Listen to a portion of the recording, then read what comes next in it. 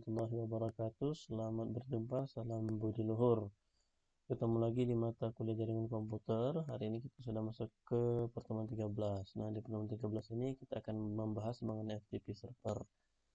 Apakah FTP server itu? Kalau kita lihat dari pengertiannya, FTP server itu merupakan akronim atau singkatan dari File Transfer Protocol, di mana FTP sendiri merupakan salah satu protokol yang menggunakan TCP untuk tukar-menukar file dalam sebuah network. Nah, kalau kalian sudah terbiasa menggunakan FileZilla, misalnya itu adalah salah satu FTP client, nah, tentunya kalian sudah sangat mengenal cara kerja FTP itu.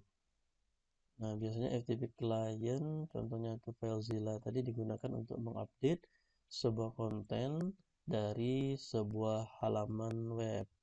Dengan menggunakan FTP, kita bisa mengupdate atau memperbarui sebuah halaman web tanpa perlu kita masuk ke web servernya.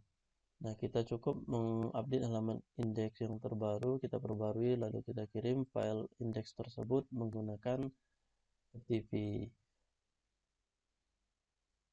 Nah, ada dua hal penting yang terdapat pada FTP. Yang pertama itu adalah FTP server, dan yang berikutnya itu adalah FTP client. FTP server itu sebagai pelayan atau yang melayani permintaan daripada klien FTP, sedangkan FTP client ini adalah yang digunakan oleh user atau pengguna untuk mengakses FTP server.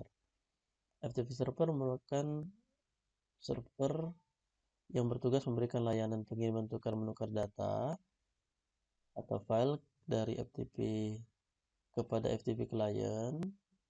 Nah, syaratnya adalah FTP client harus meminta dulu atau melakukan request terlebih dahulu kepada FTP server untuk membentuk sebuah koneksi. Kalau koneksinya sudah terbentuk, baru bisa melakukan transfer data, baik itu upload maupun upload. Nah, sedangkan FTP client ini merupakan sebuah komputer atau perangkat yang meminta layanan tukar-menukar data kepada FTP server. Nah, setelah terkoneksi, maka FTP client baru bisa melakukan proses download atau upload dan sebagainya sesuai dengan izin yang telah diberikan atau hak akses yang diberikan oleh FTP server. Jadi masing-masing klien bisa jadi dia punya hak akses yang berbeda untuk mengakses directory atau file, di mana akun dari FTP client ini sudah ditentukan di dalam FTP server sebelumnya oleh administrator. Misalnya untuk user A hanya bisa mengakses folder ABC, kemudian hak akses untuk user B misalnya hanya untuk melihat direktori B dan C saja. Nah, jadi dengan kata lain masing-masing user itu memiliki hak akses yang berbeda sesuai dengan kebutuhan. Nah, tujuan dari FTP server sendiri yang pertama itu adalah untuk sharing data atau berbagi data. Misalnya antara user A dan user B, user A bisa berbagi data ke dalam folder ABC, sedangkan user B misalnya ke folder B dan C saja.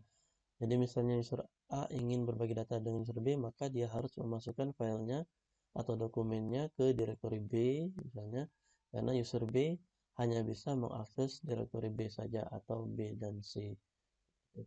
Nah, apa perbedaannya kalau kita bandingkan sharing data dengan Windows? Nah, jadi di Windows itu kan ada juga kemampuan untuk melakukan sharing data ketika kita berada di dalam jaringan yang sama secara lokal. Nah, yang pertama perbedaannya adalah kalau jaringannya, kalau di Windows itu hanya bisa secara lokal, sedangkan FTP walaupun dari rumah itu bisa tetap berbagi data. Nah, kedua, misalkan ketika kita menggunakan jaringan yang sama, kita ingin sharing data, biasanya kita memiliki hak akses yang terbatas. Jadi semua folder mungkin bisa dilihat walaupun masing-masing folder itu aksesnya berbeda. Misalkan read, write, sama execute secara global. Nah, sedangkan dari FTP itu bisa diatur sedemikian rupa, selain hak read, write, dan execute, kita bisa juga menentukan folder-folder mana yang bisa diakses dan yang mana yang tidak bisa diakses, dan mana yang bisa terlihat dan mana yang tidak bisa terlihat. Kemudian untuk menyediakan indirect atau implicit remote komputer. Nah, ketika misalkan kita ingin mengupdate halaman web, indeksnya akan dirubah, kita tidak harus masuk ke web server tersebut. Dengan FTP kita bisa mengupload, jadi kita bisa buat perubahan dari indeks tersebut, kita coding, kemudian kita tinggal upload menggunakan FTP. Nah, selanjutnya untuk menyediakan tempat penyimpanan bagi user, karena bisa dibuat partisi-partisi. User A dengan user B memiliki kuota masing-masing yang berbeda. Kemudian untuk menyediakan transfer data yang reliable dan efisien. Nah, ini cara kerja dari FTP. Dia memerlukan dua kanal logik komunikasi. Yang pertama itu adalah kontrol koneksi, yang kemudian untuk koneksi data. Perbedaannya, kontrol koneksi itu ketika klien ingin terhubung dengan server, kemudian menjalin komunikasi awal atau inisialisasi three-way handshake.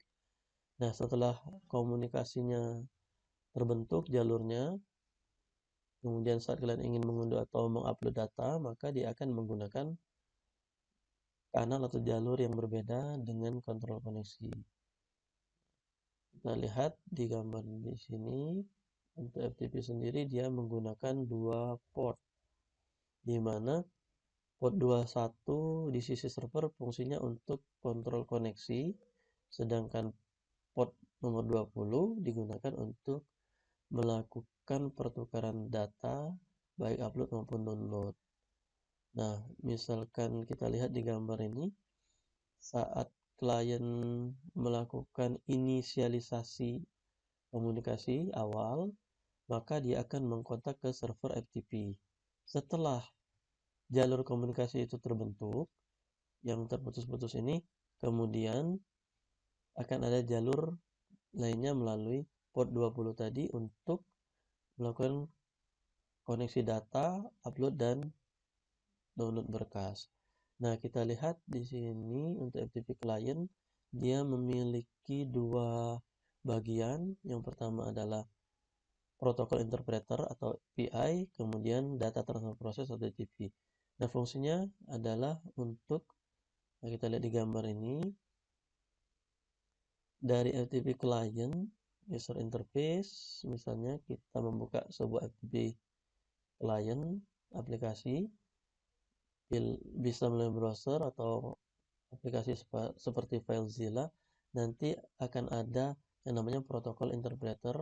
Fungsinya adalah untuk mengatur koneksi yang berkaitan dengan pengiriman dan penerimaan perintah. Berikut jawabannya. Jadi ketika misalkan kita masukkan perintah, misalkan untuk upload, maka dia akan nanti menerjemahkan apa yang harus dilakukan. Kemudian user data untuk data connection.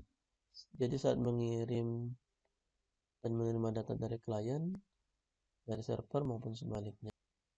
Nah, kemudian macam-macam koneksi FTP. Jadi FTP itu dia menggunakan dua mode. Yang pertama aktif, kedua mode pasif. Perbedaannya apa? Perbedaannya sebenarnya hanya dari cara membentuk koneksi itu.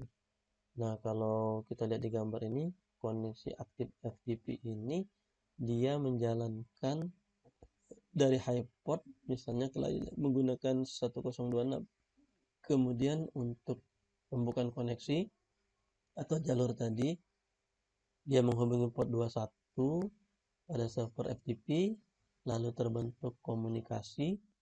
Ketika ingin mengirim data, maka dia akan mengirimkan data dari port 20 ke port yang lebih tinggi, misalnya 1027 pada mesin klien atau pada aplikasi klien FTP tadi.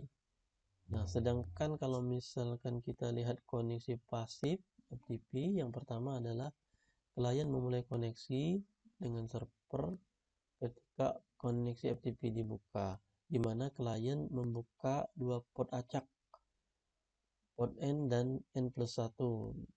Nah, misalkan klien membuka port acak 1026, maka N+1-nya adalah 1027, di mana N sendiri harus lebih besar dari 1023, misalnya 24, 25, 26, dan seterusnya. Jadi kalau misalnya 2021, maka N+1-nya 2022. Nah, tetap yang dikontak port 21 dulu, karena itu merupakan kontrol koneksi dari server FTP. Lalu setelah mengontak port 21, server akan membuka port acak. Jadi bisa berapa saja, di mana port acak itu, atau biasa disingkat P, itu tetap sama seperti yang di atas tadi, harus lebih besar dari 1023. Nah, kemudian kalau kita contoh lihat di gambar ini, kebetulan 2024. Jadi setelah dari klien 1026 mengontak port 21, kemudian ada balasan, selesai, terjadi pembukaan jalur komunikasi antara klien dengan server, maka port server ini dia akan membuka port baru atau port acak 2024. Nanti ketika klien ingin mengirimkan permintaan untuk penukaran data dengan N+1 tadi, misalnya 1027 di sini, karena port N-nya sendiri adalah 1026, jadi +1 itu 1027 menuju ke port acak tadi. Seperti itu. Nah, nanti baru setelah itu terjadi pertukaran data, baik upload maupun download. Nah, kalau kita lihat di sini, cara akses FTP itu sendiri bisa menggunakan browser. Bedanya kalau kita ingin browsing, protokolnya HTTP. Tapi ketika kita mau menggunakan menggunakan FTP, protokolnya kita menggunakan FTP://. Nah, kalau kita menggunakan aplikasi FTP client, salah satunya yang paling populer itu adalah FileZilla. Jadi tinggal masukkan host, merupakan alamat IP-nya, username kalian, kemudian password, dan port. Jadi walaupun defaultnya 21, belum tentu 21 portnya yang digunakan, tergantung dari administrator FTP server itu sendiri. Tapi defaultnya itu biasanya adalah port 21. Nah, kalau seandainya dia itu ada private, bisa jadi portnya itu akan dirubah oleh administrator. Nah, FTP ini banyak digunakan untuk melakukan remote server bagi pengelola web, biasanya untuk akun di hosting, jadi web yang diletakkan di sebuah hosting, atau juga VPS atau Virtual Private Server, hingga pengelola website tetap dapat mengupdate konten-konten mereka, web mereka yang terbaru secara mudah. Nah, kalau kita lihat di gambar sebelah ini, untuk mengupload kita cukup drag, di mana bagian kiri merupakan local site atau direktori dari komputer, laptop, Windows kita. Kemudian yang kanan itu merupakan direktori dari web server yang kita letakkan di hosting tadi. Misalkan di sini ada WordPress, nah tinggal kita drag saja untuk update-nya, cukup mudah. Setelah terhubung, isi host, isi username, password, kemudian port, kemudian connect. Nah, setelah masuk, tinggal kita drag, langsung terupdate. Nah, jadi webnya langsung terupdate. Nah, kalau FTP sendiri, dia belum ada pengamanan komunikasi, sama seperti protokol HTTP. Jalur komunikasi antara klien dengan server itu tidak terenkripsi. Nah, kita bisa punya alternatif untuk yang lebih secure, salah satunya menggunakan SFTP, di mana untuk autentikasi, integritas data, dan privasi data itu bisa lebih terjamin. Karena jalur komunikasi yang terbangun antara klien dan server itu dienkripsi. Nah, selanjutnya, oke, kita akan praktikum. Nah, ini untuk tugas praktikum FTP. Nanti setelah kalian bisa praktikum dengan contoh yang sudah dibuat, dan harus mengerjakan kasus dengan skema seperti ini. Kalau sudah selesai bisa dikumpulkan di Google Classroom. Nah, untuk praktikum kali ini kita menggunakan skema seperti ini. Kita butuh 2 router, 4 PC dengan 1 buah server serta 2 buah switch. Nah, di mana alamat dari IP-nya sendiri sudah ditentukan seperti ini. Untuk F10 itu yang mengarah ke switch atau mengarah ke local area network. Bagi gateway-nya 10.1 dengan prefix 24. Sedangkan pada router 1 F10 yang mengarah ke switch, FTP servernya sendiri menggunakan alamat 202.162.220.1 dengan prefix 24 juga. Artinya apa? Artinya kita bisa menggunakan mulai dari titik 1 sampai 254 untuk klien yang di bawahnya, di mana SID-nya 1 digit di belakang. Oke. Nah, kemudian untuk menghubungkan antar router digunakan IP-nya adalah networknya prefix 16, alamatnya 172.160.55, 172.160.50.10.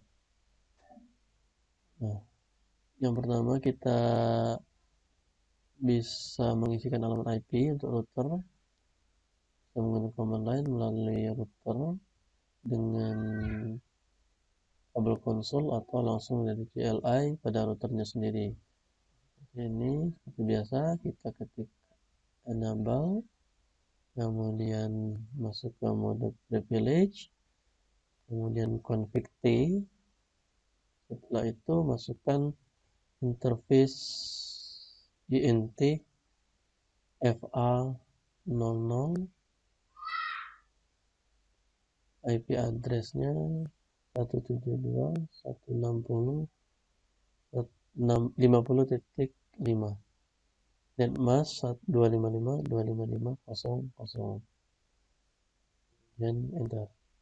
Kemudian kita aktifkan dengan perintah no shutdown untuk link dari FA00 ini. Oke, sudah state up. Kemudian yang satunya lagi exit interface F10, enter, IP add 192.168.10.1 255.255.255.0, enter, no shutdown. Oke. Sudah selesai di bagian ini. Selanjutnya kita akan isikan PC 0 pada PC-nya, klik, kemudian kita gunakan IP 192.168, misalnya yang ini yang 5, gateway-nya secara default gateway-nya adalah 192.168.10.1. Ketika dia ingin menuju ke tujuannya, dia melalui gateway 1 ini karena dia yang terhubung ke jaringan lokal. Terus kemudian PC yang satunya lagi kita isikan alamat IP-nya 192.168.10. Misalkan di sini kita isikan 10. Mas, gateway-nya 192.168.10.1. Oke. Kemudian kita akan lakukan pengaturan di router 1. Enter. Bisa ketik enable, config P FA00, IP address kita tetap mengisikan alamat IP-nya dulu 172.160.50.255.255.0.0, enter, no shutdown. Nah, ini sudah aktif, sudah up, exit, kita masukkan INT F10, IP address-nya adalah 202.162.220.1, maksudnya 255.255.255.0, enter, no shutdown. Oke. Nah, kalau sudah, kemudian kita isi untuk IP address untuk RTP servernya 202.162.220.10. Kemudian default gateway-nya kita lihat alamat router yang terhubung dengan jaringan lokal yang menuju ke switch 202.162.220.1. Nah, seperti ini. Kalau misalkan PC yang tiganya, IP-nya tinggal disesuaikan, tidak harus sama, yang penting satu jaringan. 202.162.220.15 misalkan.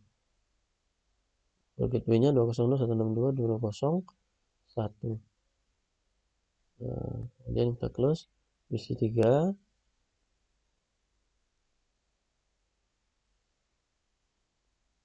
Dua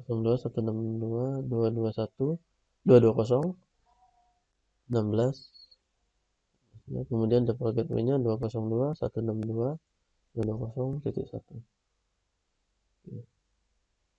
Sudah, kita tutup jendelanya. Kemudian langkah selanjutnya kita bisa melakukan routing, karena saat ini jaringan yang di bagian ini di PC 0 belum bisa terhubung dengan jaringan yang ada di sebelahnya ini, karena segmen jaringannya itu berbeda. Nah, karena itu kita perlu melakukan routing untuk bisa menghubungkan kedua router ini. Nah, untuk routingnya ya sudah kita bahas di materi sebelumnya, baik yang statik maupun yang dynamic. Nah, di sini kita bisa gunakan dynamic routing RIP. Kalau lihat di sini, kita config D. Kemudian setelah masuk ke di global config, kita bisa mengetikkan router RIP, kemudian enter. Kemudian misalkan kita pakai versi yang 2. Nah, kemudian network, kita masukkan networknya, kita masukkan yang hubungan antar router yang 172.160.0.0.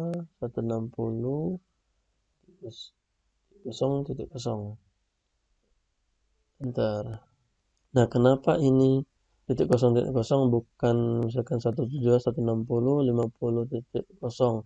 Karena ini kelas B, maka network ID itu karena kita masukkan network, perintahnya itu adalah network ID itu 2 oktet yang pertama. Kalau kelas C itu 3 oktet. Kalau kelas A itu 1 oktet. 172.0.0. Nah, ini kelas B, maka masukkan sebagai network ID-nya 172.160.2 oktet, yang belakang itu merupakan host ID. Berarti tidak dimasukkan ke sini. Coba 00. Nah, sekarang kita masukkan yang FA001. FA01 network, karena dia prefix 24 kelas C 192.168.10.0. Nah, kelihatan kelas C, jadi 3 oktet yang kita ambil.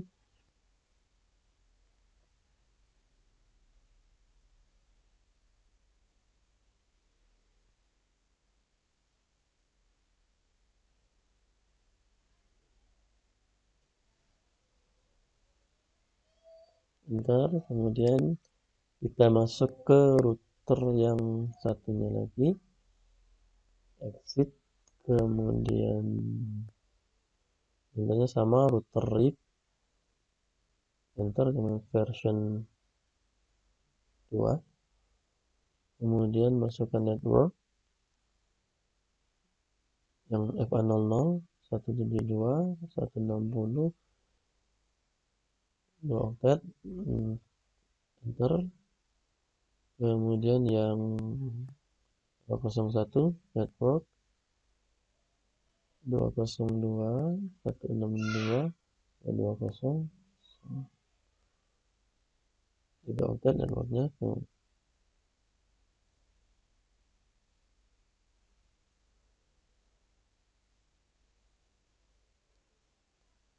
Kalau sudah sampai di sini kita bisa melakukan ping. Misalkan kita mau mengetes koneksi dari PC3 ke PC1, kita bisa lihat dulu. IP-nya adalah 192.168.10.10. Nah, jadi dari PC3 kita buka command prompt, terkoneksi ping 192.168.10.10. Bentar. Nah, lihat hasilnya. Request out yang pertama, kemudian linknya baru terbentuk. Nah, selanjutnya sudah reply. Nah, kalau pertamanya time out, kemudian kalau koneksi sudah berhasil menyeberang ke PC tujuan, kita coba lagi, dia langsung reply. Untuk melihat jalur yang dilewati, kita bisa menggunakan perintah tracer 192.168.10.10.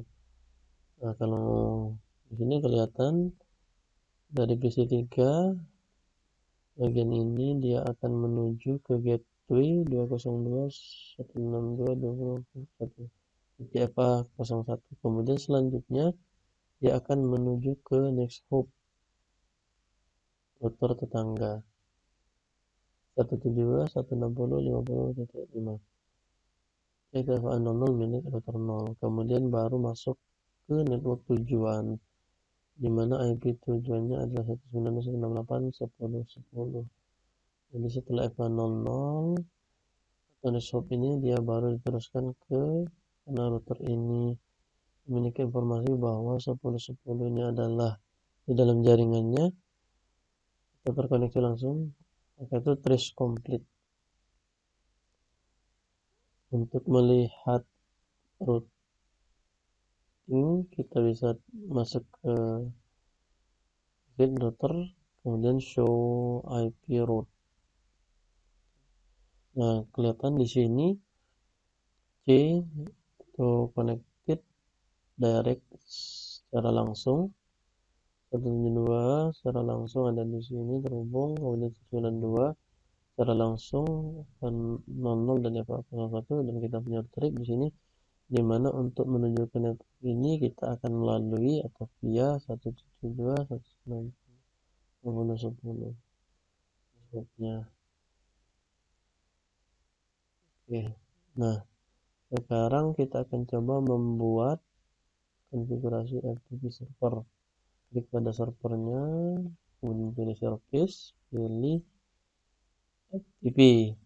Kita akan menggunakan FTP biasa. Service-nya on. Di sini kita bisa memasukkan username, password, sama permission. RWDNL ini berarti full access. Dia bisa melakukan read atau menulis, kemudian bisa melakukan write. Kalau read dia bisa melihat, write dia bisa upload, menulis server FTP, kemudian D itu bisa melakukan penghapusan file atau delete, N untuk rename, untuk mengubah nama, L untuk melihat isi dari FTP server. Intinya yang di sini dia full access. Nah, kita akan buat satu lagi dengan nama saya, username Benny, passwordnya adalah @maluhur, di mana username Benny @maluhur ini dia tidak bisa mendelete dan tidak bisa melihat isinya, tapi bisa merename, kemudian membaca dan menulis. Untuk menambahkan akun dari user FTP tinggal diklik add. Nah, kelihatan di sini Benny punya akses cuman read, write, sama rename. Nah, kalau untuk menguji coba kita bisa menggunakan misalkan FTP isi 1. Setelah masuk ke PC kita akan masuk ke command prompt, kemudian masukkan alamat FTP server. Nah, kalau misalkan lupa, kita bisa buat catatan alamat untuk IP FTP-nya. Nah, kita lihat, kita copy, kemudian terus kita buat catatan di sebelahnya sini. kita paste. Nah, ini alamat dari FTP server. Jadi kita bisa ujikan di sini FTP selamatnya 202.162.220.10. Sudah berhasil. Welcome to FTP server. Masukkan username-nya tadi Benny. Username oke, butuh passwordnya adalah @maluhur. Tapi apa yang kita ketikkan itu ada di situ. Jadi setelah diketik password tinggal di enter.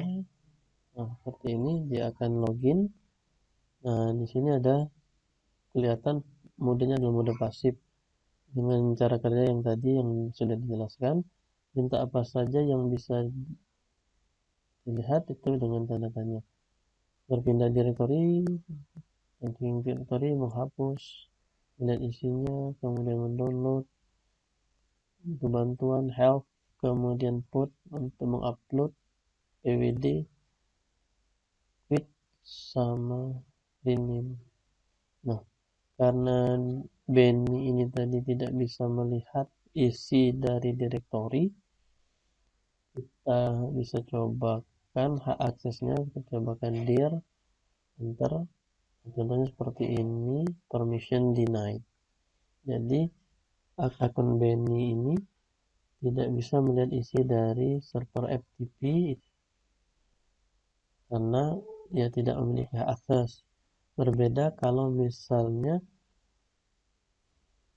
kalau sharing file, semuanya terlihat, hanya saja nanti bisa diatur file tersebut hak aksesnya.